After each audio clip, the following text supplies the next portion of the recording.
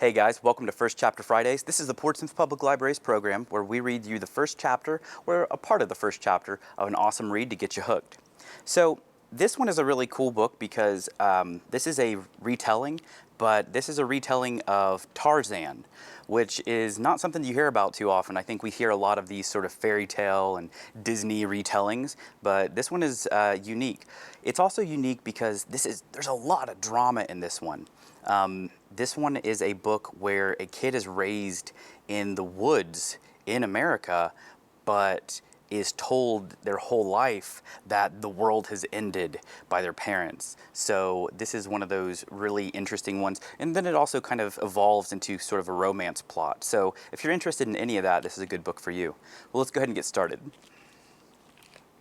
Again, this is Wild by Alex Mallory.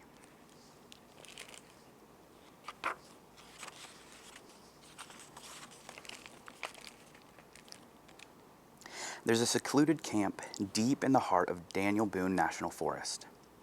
It's not a summer camp. There's no tent there. This is a living space, comfortable, tidy, laundry hangs on a line, and Brendan Walsh sits in the open scraping a hide. He's brown from the sun, his skin the same shade as his earth-worn jeans and buckskins. Beside him, Cade, a toddler, plays in the dust. With his dark hair and brown eyes, he can fade into the forest completely. Hide and seek is the most terrifying game Cade can play. He's small enough to fit inside stumps or inside the belly of a bear. His chubby fingers grip his clay animals. They're artlessly made, suggestions of a bear, a cat, a cow. Their owner doesn't care. He marches them up his mother's leg, then down again. When he looks at her, he laughs. She smiles, but it doesn't quite reach her eyes. Liza Walsh is ever aware, ever watching, ever listening. Even as she braids reeds into a basket, her eyes dart. They linger on shadows, on shapes. It's summer, when the shade beneath the canopy turns the forest to perpetual twilight. Interrupting his wife's thoughts, Brendan says, thought we might hike to the falls tomorrow. That'll be nice, Liza says. We'll check the hives on the way back. In high summer, the bee hollow flows with honey. The Walshes feast on rabbit and wild parsnips, cattail roots and dandelion greens, and for dessert, blackberries and mulberries and honey. Honey raw on fingers, honey thinned in ginger water, honey drizzled on the creamy custardy insides of ripe pawpaw. Fall brings big game, but less honey. Winter is hunger season, and spring near starvation. So the Walshes visit the bee hollow as often as they can in the summer. They have to be careful. If they damage the hives, the queens will fly away.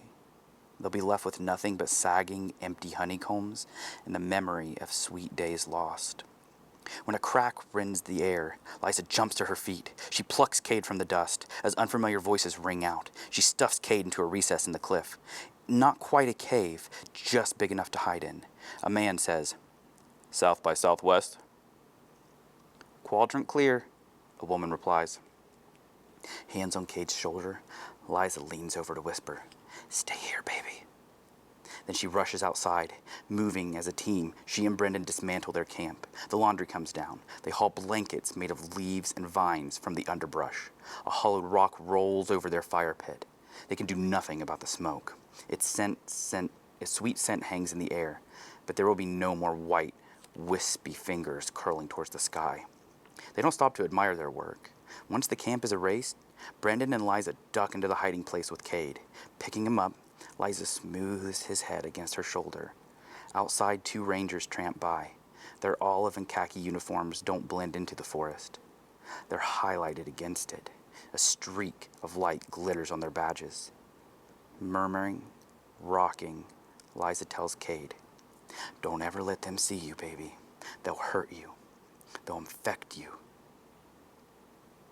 Liza presses herself close to the mouth of the cave. The rangers hike on.